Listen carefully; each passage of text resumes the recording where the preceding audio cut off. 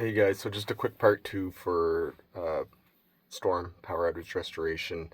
It's something I wanted to mention. The first video I released like 10 minutes ago. So if you haven't watched that one, watch that video first. I titled it How Do We Prepare for Power Outages During a Storm?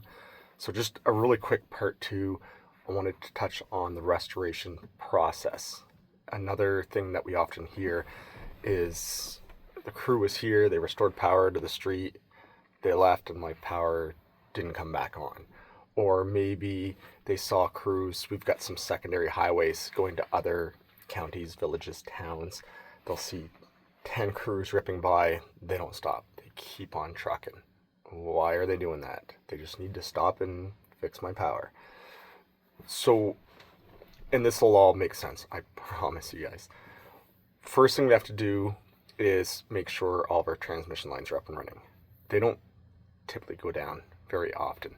But the transmission lines, those are the ones on the big towers, the bigger structures. They're generally tens of or hundreds of thousands of volts. Our transmission voltages are 69,000 volts, 138, 230, and 345,000 volts. Some areas in Canada have 500,000 volts and some up over 700,000.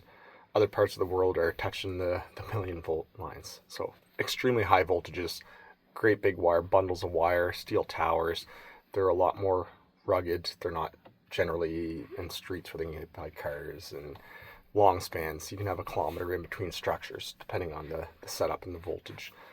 So we got to make sure that stuff's up and running. If those transmission lines aren't on, we can fix stuff on the ground. In fact, we do have guys fixing stuff on the ground while the transmission crews are fixing stuff.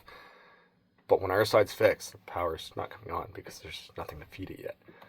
So the transmission lines carry power from the generating station, or whether it's hydro or windmills or so, whatever the generation process is, it carries from that to a switchyard and then carries it from major city to major city. It's basically the highway system. Once those are all up and running, we get our substations. Generally, if the transmission line's up and running, the substations are as well. However, sometimes we'll have some protection devices operate at the substations. As linemen, we can do quite a bit in there. Sometimes we'll bring in our subtechs as well if it's the more technical stuff. So we get the transmission lines up and running. We've got the substations. Now we can hit the ground running with our distribution crews. When there's generally a lot more distribution crews than there are transmission crews. So once we get out into the city, into the streets, first thing we want to do is get what we call the feeders back on. So when a line leaves a substation, usually we've got about 6 feeders coming out of the sub. So you got a substation right smack in the middle of a town, and there's 6 main feeders that go out and feed everyone within that town. You can't go work in the neighborhoods and subdivisions because, much as like we just described with the transmission line, if the feeders are down, then those single phase sidelines have nothing to feed them.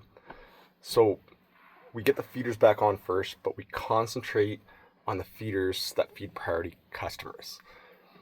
Hospitals is a big one. So we get all the hospitals up and running. Any urgent centers, sometimes in major storms, cities will designate warming areas, like could be a high school where they'll have shelter and food. So we get all the medical centers, emergency areas back up and running.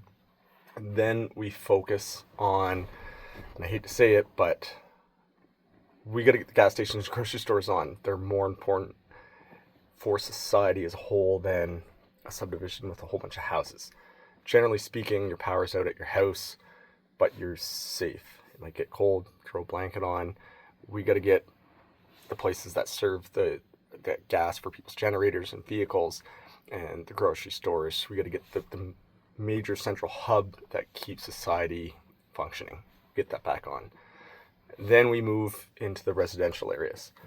While all this is happening, sometimes we do have an abundance of crews, and it's all happening at the same time. So we could have crews out on feeders feeding hospitals and into downtown and the grocery stores and stuff, while we still have crews picking up residential areas, or we ship a crew out to a real rural area just because they're a long ways out of town and they start picking away at that. So some of this work does happen concurrently, but generally speaking, that the priority is in this order.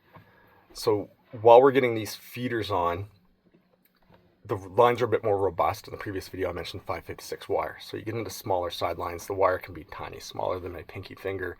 Major lines, there's more current flowing through them. They can be great big lines. They don't break as easy as smaller ones. And even when it comes to lines breaking, a lot of times it's not that the line's broke. It's when something hits them, say a tree branch, there's arc flash and burning. A lot of times it burns through the metal. It's like an arc weld flash, that blue, really bright light. There's a ton of heat. So it melts the wire breaks. But the bigger the wire, the more robust it is, it's going to stay up in the air. So that first process is generally pretty quick. That's why when you see you see a website report 500,000 people out of power, and then boom, it jumps down to 400,000, 300,000, 200,000. It's just flying, getting people back on like crazy. And then it slows down. You get 10 people on, 2 people on. It's because that initial process, those main feeders that don't get damaged as easy, you knock one tree off, you re-energize it at the substation, boom, you pick up 1,000 people. So the initial response, we're picking up people usually pretty quick.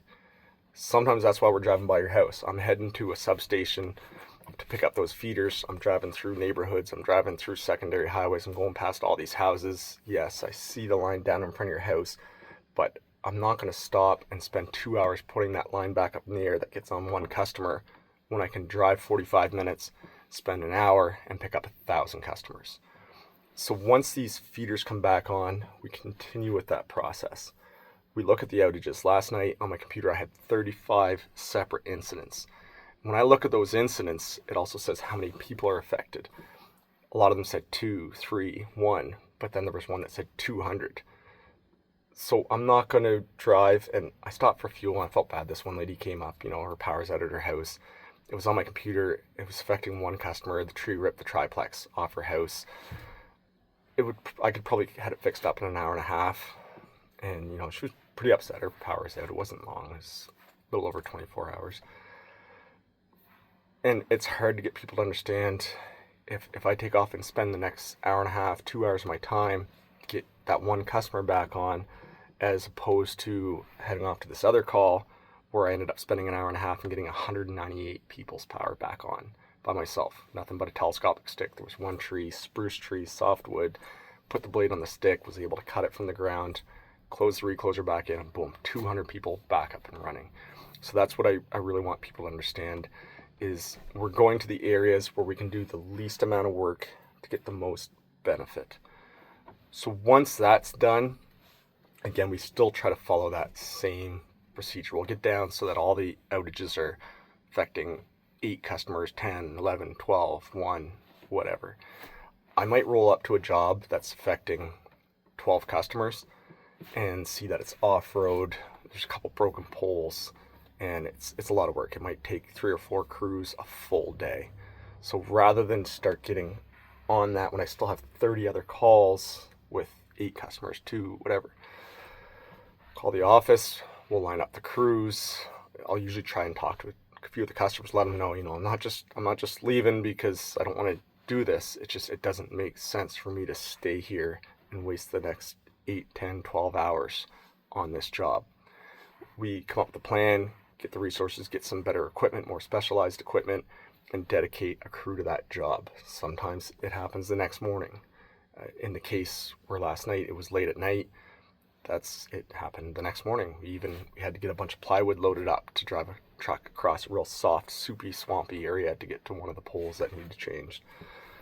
So I take off, and then I start picking up the customers. A lot of them in these storms, it doesn't take much. Sometimes you get a branch that hits single phase sideline, blows a fuse. A lot of that stuff I can clear pretty quick and easy. So when I get down to that point, I try to work geographically. So I'm not going to go to an 8 customer outage and then there'd be a whole bunch of 2 and 3 customers in that area. I'm not going to drive an hour away to get the 11 customer outage. I'm going to stay in that area at that point and start picking up all those 2, 3, 1 customers.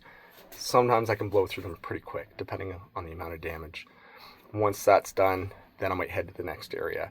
Or if I start seeing that there's a crazy amount of damage, I go next call, and for whatever reason the wind in that area is severe and there's massive trees down, then I might bail, jump to the next geographical area and start trying to do the same thing, shoot an email off to the office and we'll dedicate a crew to that area. So I'm going to wrap this one up again here. The crew just called me on the radio as I posted that last video. They said they'd be here in 15 minutes. So looks like I got 4 minutes left to go now. But again, we're doing our best. If a crew rolls in and they don't stop, please trust me when I say there is a reason. It's not because they're ignoring you. We're trying to do what we can that benefits the most amount of people possible. If it is an urgent situation, what does happen, don't be scared to call. I have a few what I call priority customers where there might be somebody that's on oxygen, and they have their portable oxygen tanks and battery backups and stuff, but it can become pretty stressful. Or maybe it's a farm and they got to set up for milking cows, stuff like that. That's something I forgot to mention also. We try to get farms back on early on in the process. But if I know there's a farmer and he's got a bunch of cows that I don't know everything behind that, that's the boys calling again. But we will try to get them a little bit more of a priority service as well. So I got to take this phone call, guys. Again, thanks for stopping in. Be safe, and we'll see y'all soon.